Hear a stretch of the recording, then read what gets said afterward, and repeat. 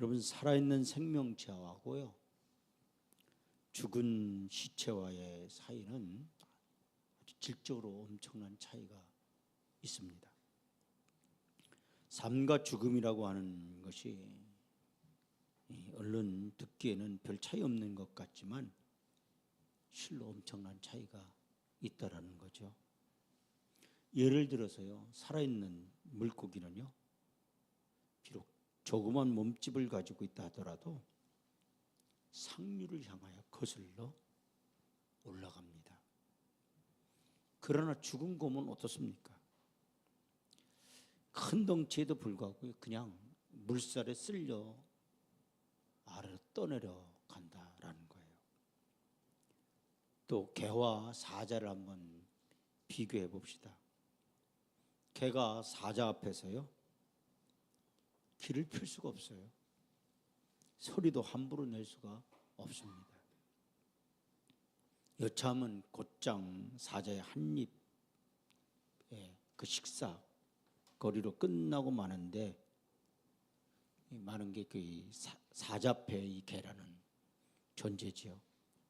그러나 개가 살았고 사자가 죽어 있을 경우에는요, 사정이 다르다라는 얘기예요. 개이지만 사자 앞에서 아무리 짖고 까불어도 또 물어뜯어도 사자는 어떻게 할 수가 없습니다. 왜 그래요? 이미 죽어 있기 때문이라는 얘기죠. 전도서 9장 한번 4절 보시면 다 같이 봉독합니다. 모든 산자들 중에 들어있는 자에게는 누구나 소망이 있으면 산 개가 죽은 사자보다 낫기 때문이라. 생명을 가지고 있기 때문에 완전히 끝난 사자보다는 소망이 있다라는 겁니다. 생명 있는 것하고 생명이 없는 것 차이는 이와 같이 실로 비교할 수 없을 만큼 큰 겁니다. 그러니까 생명 속에는, 그 안에는 언제든지 앞날에 대한 기대와 가능성이 존재합니다. 변하고 발전할 수 있다라는 말이죠. 근데 생명이 있으면 또 모든 것이 가능해요.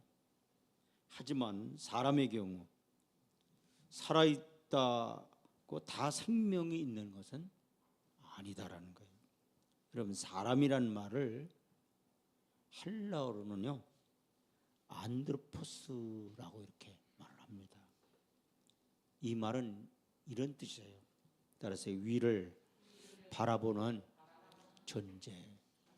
그러니까 사람은요, 이 사람의 뜻이라는 거는 이 위를 바라보고 사는 존재래요.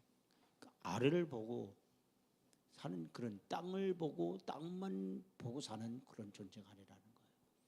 여러분, 우리는 늘 위를 바라보고 사는 그러한 삶이 되기를 주의 이름으로 축원드립니다.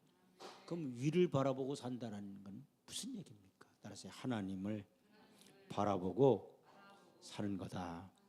아멘. 그러니까 사람은요, 늘 하나님을 바라보고 살아야 돼요. 우리는 늘 영혼을 사모하는 마음을 또 가져야 됩니다. 늘 천국에 대한 소망을 갖고 살아야 될 줄로 믿습니다.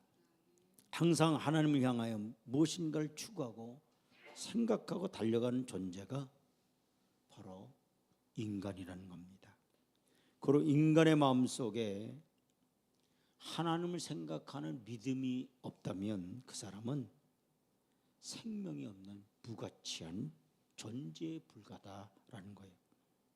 살았으나 죽은 사람이라는 말이죠.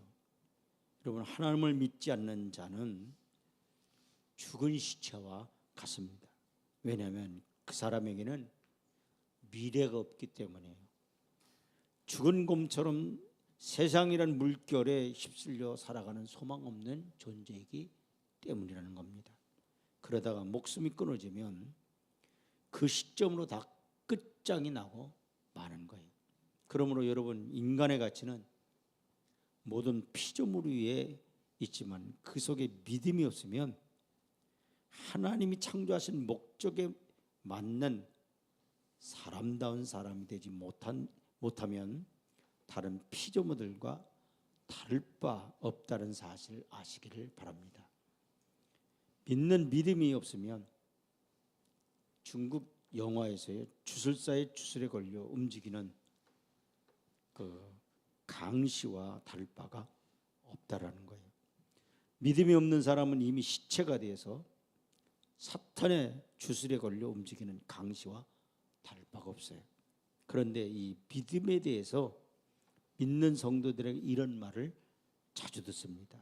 목사님, 제가 믿음이 없어서 그래요. 이렇게 얘기를 해요. 겸손해서 이렇게 말하는 것인지는 모르겠습니다. 그러나 성경은 분명히 각 사람에게요, 분량대로 믿음을 주셨다라고 이렇게 말씀을 하고 있어요. 그러니까요, 각자 믿음의 분량이 다 다르다라는 거예요. 로마서 12장 3절 보니까요, 내게 주신 은혜로 말미암아 너희 각 사람의 말하는 마땅히 생각할 그 이상의 생각을 품지 말고 오직 하나님께서 그랬어요. 각 사람에게 나누어 주신 믿음의 분량대로 지혜롭게 생각하라. 아멘. 하나님이요, 각각 사람 각자마다 믿음의 분량을 주셨다라는 거예요. 그러니까 우리가 성경을 보면요, 5달란트 받은 사람도 있고 2달란트 받은 사람도 있고 1달란트 받은 사람도 있잖아요. 그러니까 믿음도요, 어떤 사람은 큰 믿음을 소유한 사람도 있어요. 역사를 일으킬 만한 믿음을 가진 사람들도 있어요. 산을 옮길 만한 믿음을 가진 사람들도 있어요. 여러분, 순교 아무나 합니까? 여러분, 순교적인 믿음을 갖지 않고는요, 우리가 순교할 수 없다라는 거예요. 그러니까 하나님은요, 우리의 모든 걸 너무 잘 아셔요. 그래서 각자의 믿음의 분량대로 하나님이 우리에게 믿음을 주셨다라는 거예요. 고린도후서 10장 13절 보세요. 그러나 우리는 분수 이상의 자랑을 하지 않고 오직 하나님 우리에게 나눠주신 그 범위의 한계를 따라 하노니 곧 너희에게까지 이른 것이라. 이 말씀을 보면 다 하나님이 우리에게 각자 다 맞게 하나님이 믿음의 분량을 우리에게 주셨다라는 겁니다. 그러므로 성도들은 내가 받은 믿음의 분량에 대해서 의심하고 걱정하고 불평을 가질 것이 아니라 내 믿음을 어떻게 관리하고 그 믿음을 어떻게 개발하느냐에 초점을 모아야 될 줄로 믿습니다.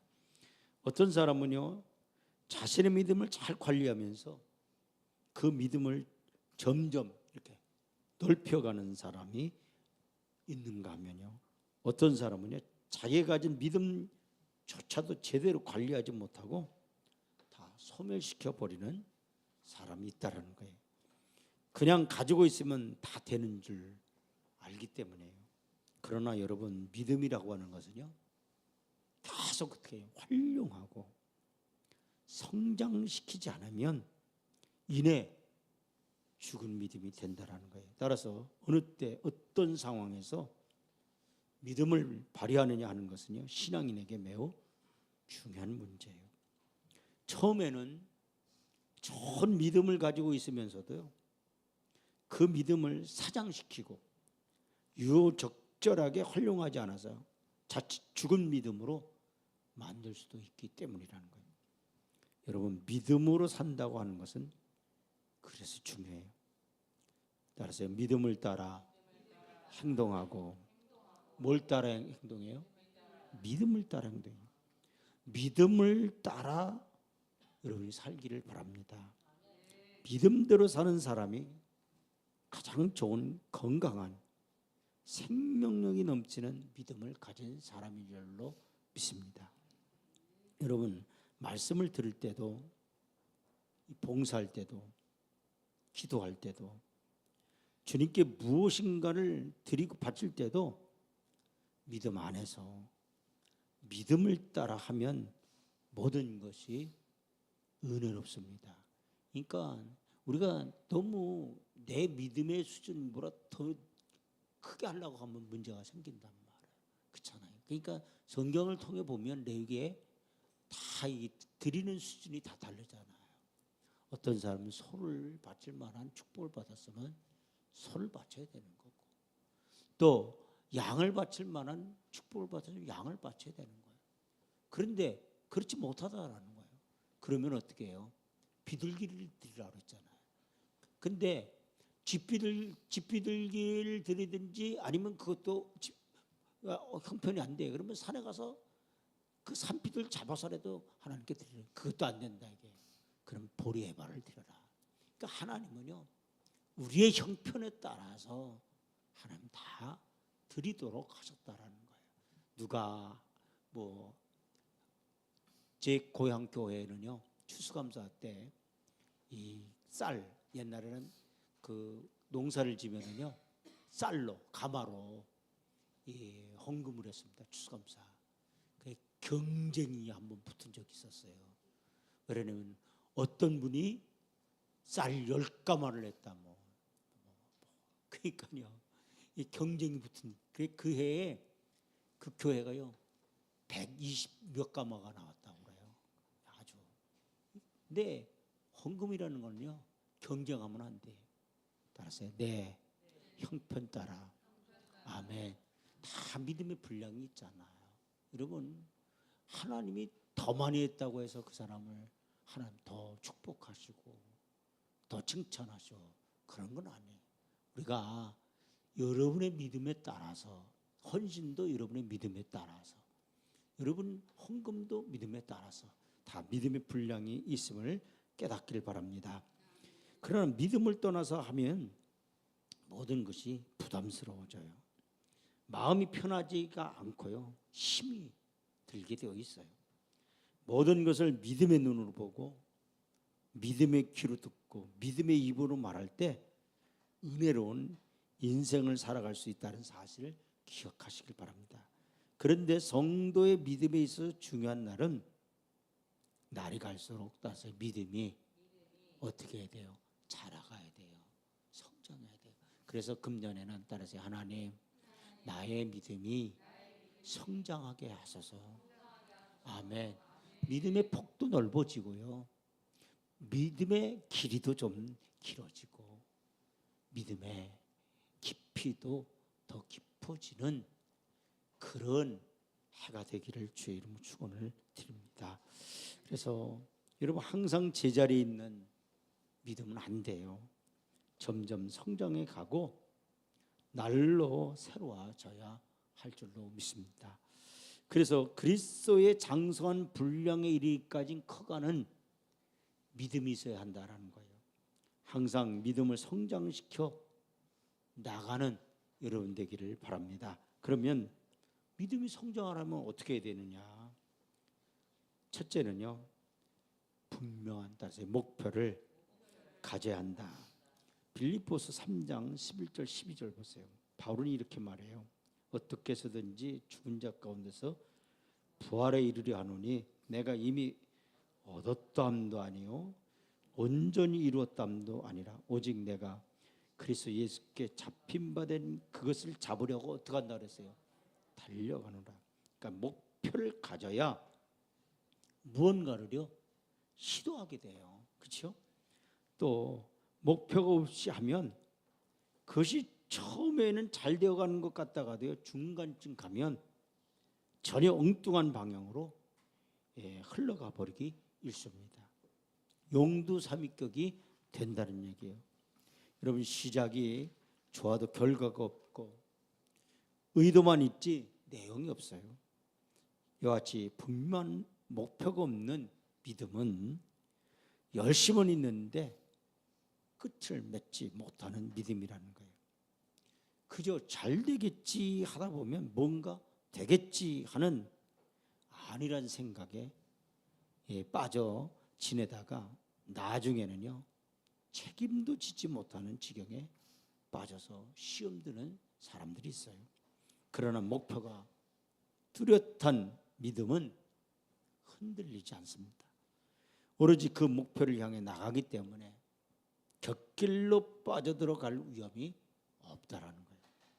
여러분들이 어떤 믿음의 목표를 정했습니까? 정했다면 그 목표를 향해 2025년도 정진하시기를 주의 이름으로 축원을 드립니다.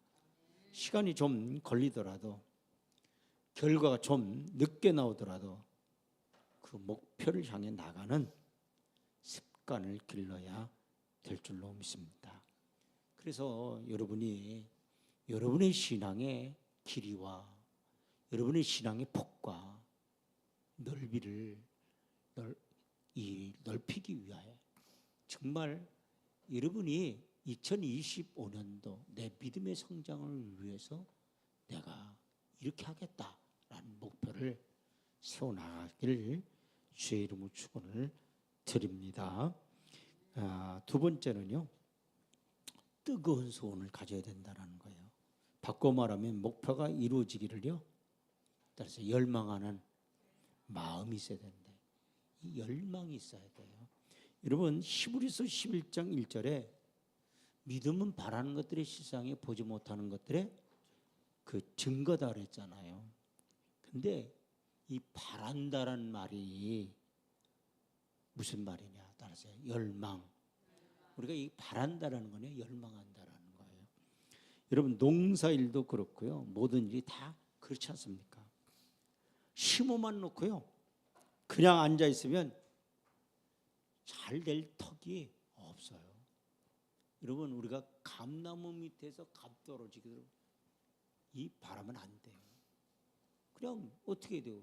일어나서 감 따면 되는 거예요. 그렇잖아요. 그러니까 언제든지 열심을 가지고 거기에 몰두하고 그것이 되도록 열망을 가져야 무슨 일이든지 잘 된다라는 거예요. 정열적인 사람은요 또 성취욕도 강합니다. 승리하는 자는요 승리하고자 하는 열망이 있기 때문에 승리하는 거예요. 경기에 나간 사람이 이길 마음이 없으면요 노력하지 않아요. 또 노력하지 않는 사람이 성장할 수가 없어요. 그런 사람은 절대로 게임에서 이길 수 없다라는 거예요. 마찬가지입니다. 하나님의 자녀들에게도 이런 열정이 필요합니다. 여러분 되는 대로 예수를 믿지 마십시오. 최선을 다하고 열심을 다하고 목숨을 다해서 하나님 섬기는 가운데 놀라운 역사가 일어나고 그러한 가운데 믿음이 자꾸 새롭게 성장하게 될 줄로 믿습니다. 그래서 금년에 여러분 정말 여러분이 정말 신앙의 그 성장을 위한 그런 열망, 열정을 소유하기를 주의 이름으로 축원을 드립니다. 요한계시록 3장 16절에 보면 믿음의 열의가 없는 라오디아 교회를 향해서 예수님이 책망했잖아요. 그 왜 책망했어요? 요한계시록 3장 16절에 보면 네가 이같이 미지근하여 그랬어요. 뜨겁지도 아니하고 차지도 아니하니 아주 내 입에서 너를 토하여내겠다 이렇게 말씀했어요. 여러분 열의가 없으면 하나님으로부터 버림받는다는 사실을 깨닫기를 바랍니다. 제가 여러분에게 늘 이런 말씀드리죠. 내가 이 양 예수 믿을 바에 화끈하게 믿지 말아요. 미지근하게 믿지 말지 말아요. 어차피 하나님 우리가 섬기고 하나님 앞에 가야 할 인생이잖아. 정말 그러니까 성경에 따라서 네가 마음 다하고 뜻 다하고 힘 다하야 누구 사랑하라는 거예요? 하나님 사랑. 그러니까 예수님도요. 네가 마음을 다하라는 거예요. 또 뜻을 다하라는, 힘을 다하라는 거예요. 정성을 다하라는 거예요. 그렇게 하나님을 섬기라고 했어요. 2025년도 새해 정말 내가 하나님을 정말 열의를 다해서 한번 섬겨볼 수 있는 그런 해가 되었으면 좋겠습니다. 마지막으로는요, 입으로 신해야 돼요. 여러분, 믿음을 성장시키는 데 있어서 가장 필요한 것 중에 하나가 입으로 신하는 겁니다. 그래서 성경 로마서 10장 10절에 바울은 이렇게 말했잖아요. 사람이 마음으로 믿어 의에 이르고 입으로 뭐예요? 신하여. 어디에 이뤄요? 구원에 이른다고 했어요. 한마디로 매사에 하나님을 인정하라는 거예요. 여러분, 정말 이 아들이 그 딸이 부모에게 상처를 받았다고 합시다. 그러나 그렇다고 속상할 때마다 부모에게 엄마, 내 엄마가 아니야, 아빠는 내 아빠가 아니야 라고 말한다면 어떻게 되겠습니까? 부모에게 대한 신뢰가 잘할 수가 있겠습니까? 마음이 점점 더 부모로부터 멀어져 갈 겁니다. 신뢰가 점점 상실되어 가게 될 거예요. 믿음이 바로 이와 같다라는 거예요. 부정적인 것이든 긍정적인 것이든 입으로 신하면요, 그대로 되는 것처럼. 여러분, 매사에 하나님을 아버지로 신하고 고백할 때 그 고백대로 하나님께 대한 신뢰, 즉 믿음이 더욱 쌓여가는 거예요. 그래서 말이 씨가 되는 것처럼요, 따라서 고백이 그대로 믿음이 된다. 아멘. 그러니까 여러분, 이 고백이 굉장히 중요해요. 부정적인 사람은요, 그 부정적인 인생을 살잖아요. 긍정적인 인생은 어때요? 긍정적인 인생을 살아요. 제 알고 있는 후배 목사가 하나 있는데, 제가 보면 그 목사님은요 굉장히 어려워요. 그런데도 보면요, 한 번도 그 입에서요 부정적인 말을 하는 걸 한 번도 들어본 적이 없어요. 아무개 목사, 아유 힘들지 그러면요 이래요. 아, 목사님 좋습니다. 잘 됩니다. 기쁩니다. 행복합니다. 늘 그 후배 목사를 볼 때마다요, 그의 고백은요 절대 부정적인 말을 하지 않더라고요. 여러분, 우리는요 너무 사실 말이 씨가 된다는 말을 그렇게 우리 스스로 하면서도 불구하고 늘 어떻게 해요? 부정적인 언어를 사용했다라는 겁니다. 저희 교회에 김종순 목사님이라고 하는 분이 오셔서 부흥회를 한 적이 있습니다. 그런데 그분이 굉장히 중요한 설교를 그 당시 했어요. 어떤 설교를 했냐면 이런 설교를 했습니다. 하늘의 언어를 사용하라. 하나님 앞에 우리가 기도할 때 따라서 하늘의 언어를 사용해요. 한국 사람끼리는 한국말을 해야 알아듣는다라는 거예요. 하나님 앞에 세상적인 말을 하면 하나님 앞에 상달이 안 된다. 하늘의 언어를 사용하라는 거예요. 그래서 하늘의 언어가 뭔가, 어떻게 하늘의 언어인가 그렇게 생각을 했습니다. 그랬더니 곧바로 그 목사님이 이렇게 말씀했습니다. 따라서 믿음의 언어를. 아멘. 하나님은 어떤 자의 기도에 응답하시느냐? 믿음의 언어를 사용하는 자의 기도를 하나님이 들으시고 응답하신다. 이렇게 말씀하는 걸 들었습니다. 저는 그때 맞다. 그래, 맞아. 우리가 하나님 앞에 기도의 응답이 되지 못하는 것은 세상의 말을 하기 때문에 이게 응답이 되지 못하는구나 말이야. 정말 하나님은 우리에게 하늘의 언어를 주셨다라는 거예요. 여러분, 하늘의 언어는 다른 거 아닙니다. 믿음의 언어인 줄로 믿으시기를 주의 이름으로 축원드립니다. 그래서 2025년도 입으로 신하라고 그랬잖아요. 여러분, 고백이 따라져요. 고백이 그대로 믿음이 됩니다. 아멘.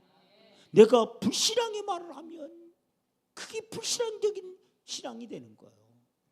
여러분, 신앙적인 말을 하면, 믿음의 언어를 사용하면 그 믿음이 되는 줄로 믿으시길 바랍니다.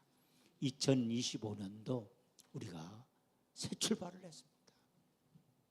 여러분이 정말 마음으로 결심하는 건 뭐냐?